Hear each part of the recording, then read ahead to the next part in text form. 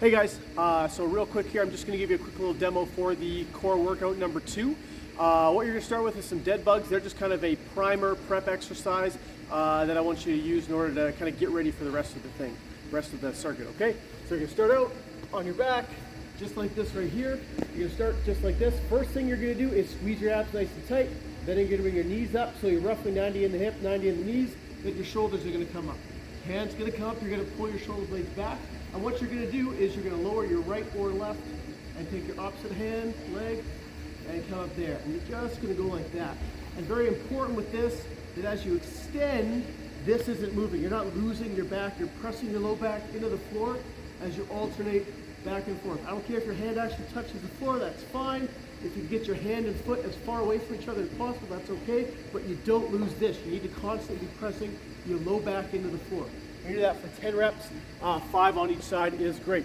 Next thing we're going to do to help stabilize the core again is we're going to do some ab rollouts. You can go to sports stores and get yourself an ab roller, an ab wheel if you want to. I personally like to use the barbell. It helps guys get a little bit wider with the grip, usually a more neutral kind of shoulder width grip. Feels a little bit better for most people, but again, if you want to give the ab wheel, if you do this all the time, you can certainly go grab one from stores. All right, so the ab rollout. Gonna look just like this. Okay, same thing as that dead bug. We're gonna stay nice and tight. You're gonna go from your knees. You're gonna reach out as far as you can and come back up. Just like with the dead bug, you don't want to go so far out you lose your back. You don't need to have your arm all the way up. You don't need to have your shoulder all the way open. You can feel free to just go as low as you can without losing that back position, okay? So once again, you're doing this from here. If you're going all the way to the floor, but you're arching your back and losing tension, that's not ideal, okay? If you get to the floor, you fall down, I want you to bring it back just like that. You're gonna try again, go as low as you can go.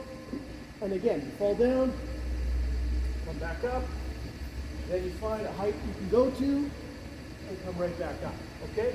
Might take a little bit of playing with in order to find a shoulder or a width that works. I like shoulder width. That's where I can tolerate the most. You might be a little more narrow, a little bit wider. But you're going to use a bar with that. I'd use a 25 or 45, 35, or pardon me, 10s are a little too flimsy for that, okay? So that's first exercise. Second exercise is a pal-off press. You're going to take a band. You're going to tie it around something stable, something secure. You can even use somebody else. They can just hold the band, and all you're going to do, band's in your hand, a little bit of tension here. You're just going to press that band away from yourself. Come like that. I like to kind of flare my elbows or my hands out a little bit as I go forward. Most people, when they do this one, their hands are either like this or crossed or however you want to put them, and you're going to come like this. So the idea is the further out I get this way, the more the band wants to pull me that way. I'm going to compensate for that. This is kind of easy mode. A little further out.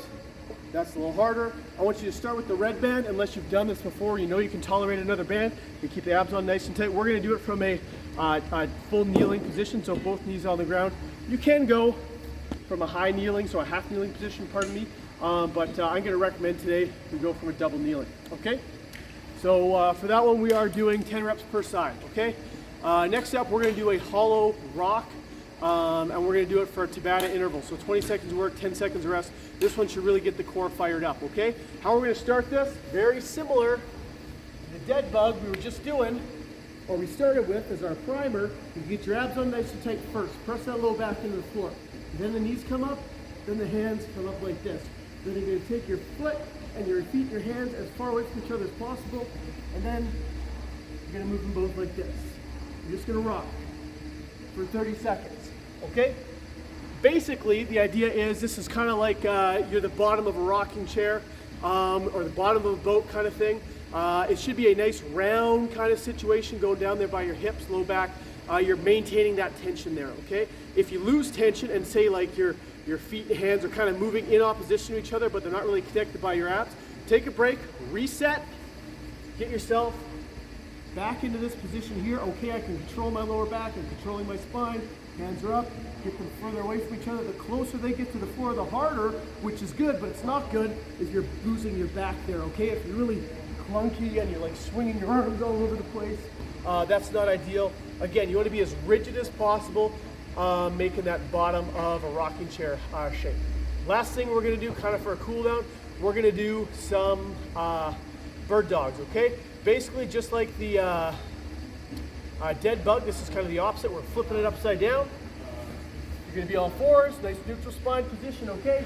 You're gonna reach and come up. Reach, come back down to that neutral position. I should be able to take a water bottle, or you should be able to take your water bottle, put it on somebody's back, and it doesn't spill, okay? So I see a lot of guys doing this, they're like arching their back, throwing their hands all over the place. It should be nice and slow, nice and stable. Again, water bottle on your back, it doesn't spill, all right? Okay guys, that's all I have for you guys for this video, and I should be around tomorrow. I just won't be able to really help you guys out. I'll be in the gym and stuff. I'm just busy doing other stuff. So I might see you tomorrow. If not, I will see you on Monday.